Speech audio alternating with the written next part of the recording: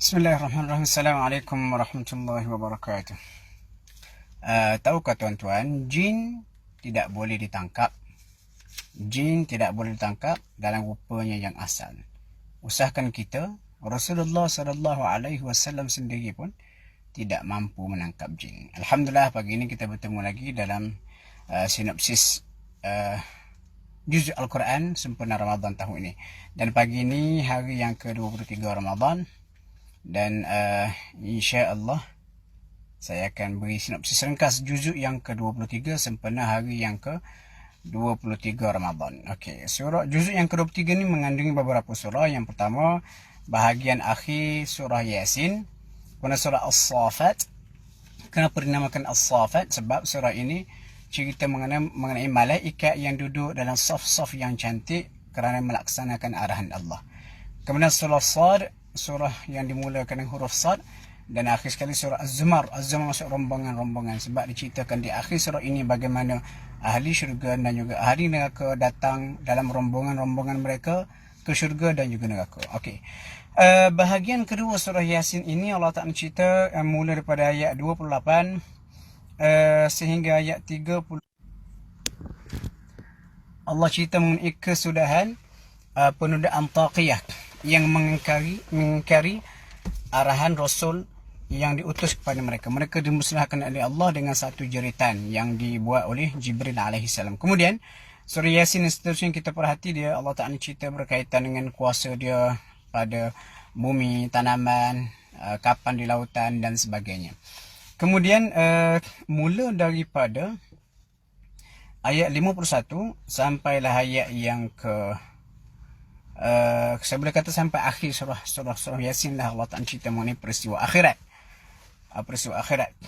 Antara contohnya bagaimana tiupan sangkakala itu berlaku pada ayat yang ke-52, manusia terkejut dan manusia mengatakan, siapa yang kejut kami daripada tidur kami yang panjang. Ini pun ada perbincangan panjang lebar lah mengenai ayat ini.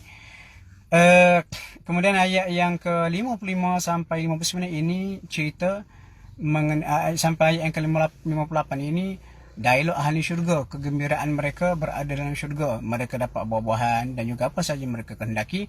Dan ayat yang ke-58 Allah kata salamun qaulan mir rabbir rahim, ucapan sejahtera adalah satu kata-kata Tuhan yang Maha Pengasih. Ini ceritanya bila-bila ahli syurga sudah mendapat nikmatnya, lalu Allah Ta'ala datang kepada mereka dan Allah Ta'ala perlihatkan wajah. Itu nikmat yang paling tinggi dalam syurga. Dan di akhir surah Yasin ni tuan-tuan, mula daripada ayat yang ke-77 sampai akhirnya Allah Ta'ala cerita mengenai seorang lelaki yang biadab pada zaman Nabi yang dikatakan namanya Ubay bin Khalaf, dibawa tulang yang dah hancur lalu bawa pergi jumpa dengan Nabi.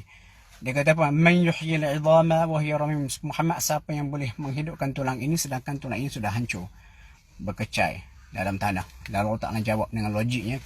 Allah Ta'ala kata Allah yang mencipta langit ataupun Allah yang menghidupkan tulang ini in the first place sudah pasti mampu untuk menghidupkan kembali tulang ini ataupun manusia yang mati di akhirat besok. Itu lebih kurang surah Yasin. Kemudian surah As-Saffat.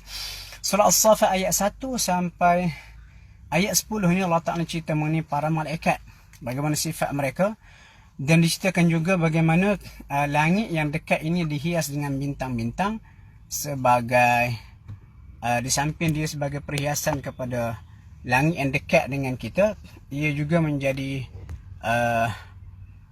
penjaga daripada pencerobohan jin dan juga syaitan. Sebab tu tuan-tuan, biasanya kalau orang yang ruqyah, dia akan baca ayat 1 sampai 10. Sebab dalam ayat ini Allah Ta'ala menceritakan bagaimana jin-jin yang cuba mencuri berita langit akan diserang ataupun dikejar oleh taib bintang. Allahu a'lam. Kemudian seterusnya Allah Ta'ala cerita mengenai peristiwa akhirat lah. Mula daripada ayat berikutnya, contoh ayat 11 sampailah kepada ayat yang ke-74. Ini cerita mengenai di akhirat bagaimana ahli neraka sesama mereka saling salah menyalah antara satu sama lain, dan diceritakan juga mengenai nikmat ahli syurga. Yang paling menarik di sini adalah bagaimana ahli syurga bersosial sesama mereka dan mereka cuba mencari teman mereka yang dahulunya semasa di dunia kufur kepada Allah.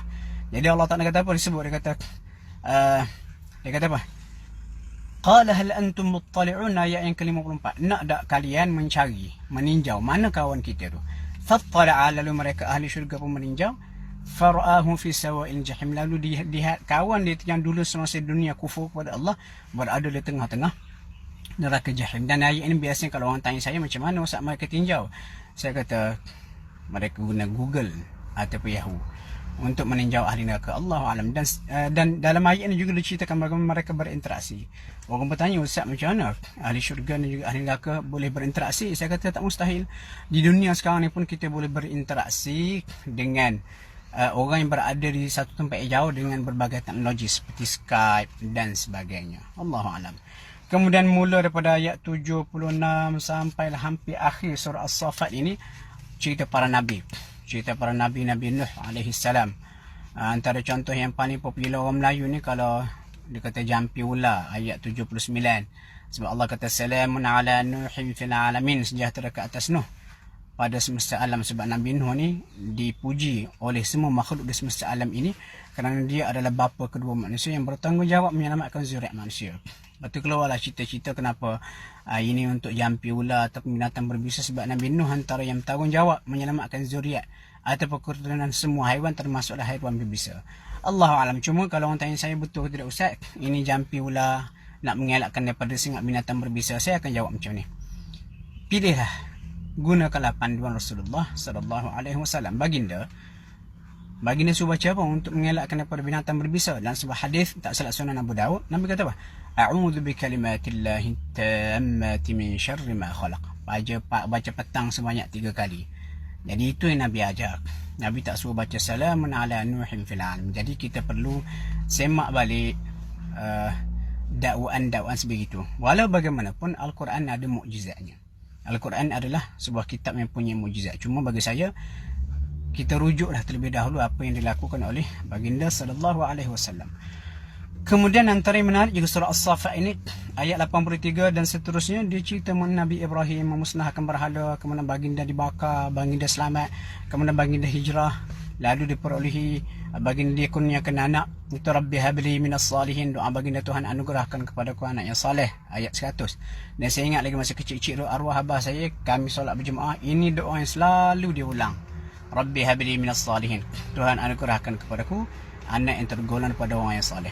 Dan selepas itulah Nabi Ibrahim dikurniakan Ismail. Dan ayat yang ke-102 sampailah kepada ayat 107 ini cerita Nabi Ibrahim menyembelih anak dia lalu diganti dengan sembelihan yang lain.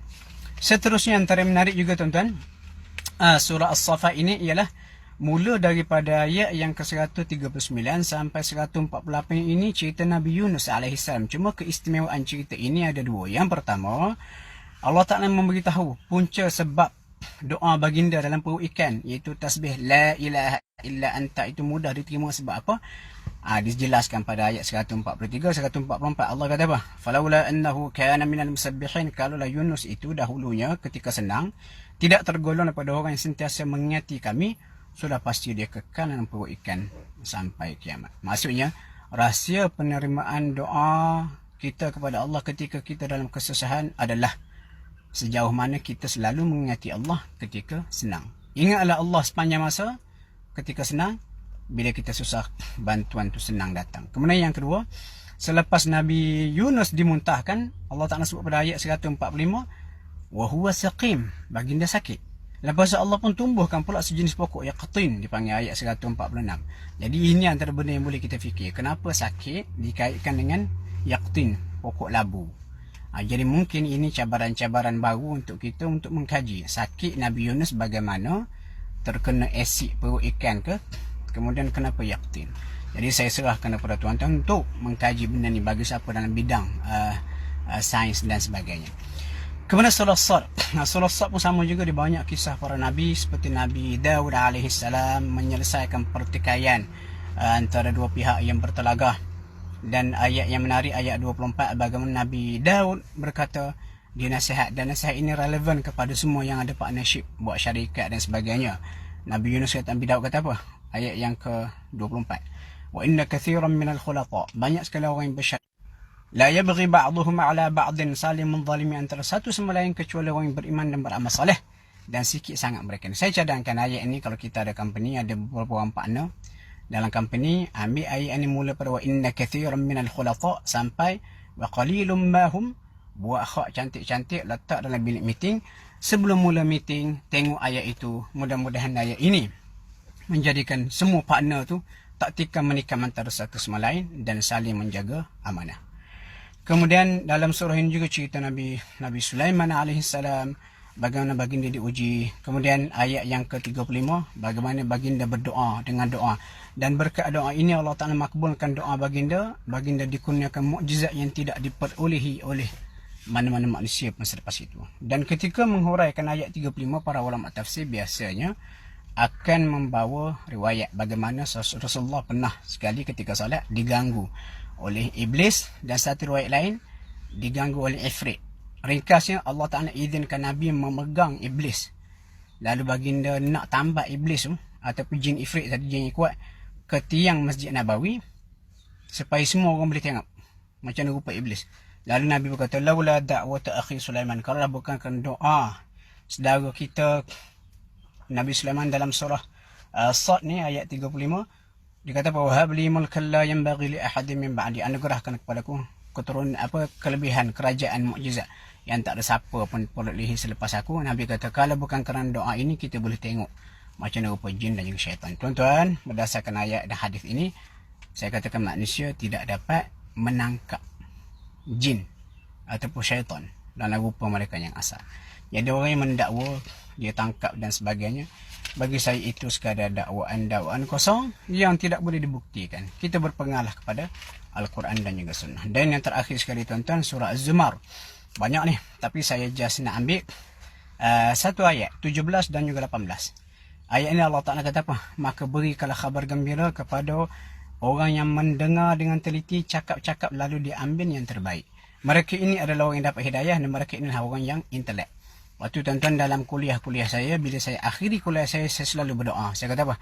Allahumma ja'alna, ya Allah jadikan kami mimman yastami'una al-qawla fayattabi'una ahsanah. Jadikanlah kami orang yang mendengar cakap-cakap lalu memilih yang terbaik. Maksud Allah Ta'ala pada ayat ini mahu kita menjadi orang bijak pandai, iaitu dengan selektif, memilih yang terbaik. Jangan kerana yang cakap itu musuh kita, walaupun dia cakap benda betul, kita tolak.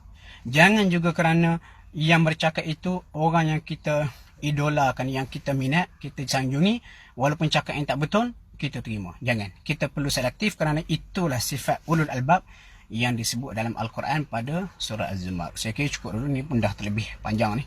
Sebab surah As-Safat, surah Sad ini saya akui antara surah kegemaran saya. Bila saya baca nak solat dan juga saya mengajar tafsir, sebab terlalu syarat dengan pengajaran. Okey, insya-Allah setakat tu dulu. Kita jumpa untuk sinopsis juzuk yang ke-24 besok pagi insya-Allah. Assalamualaikum warahmatullahi wabarakatuh.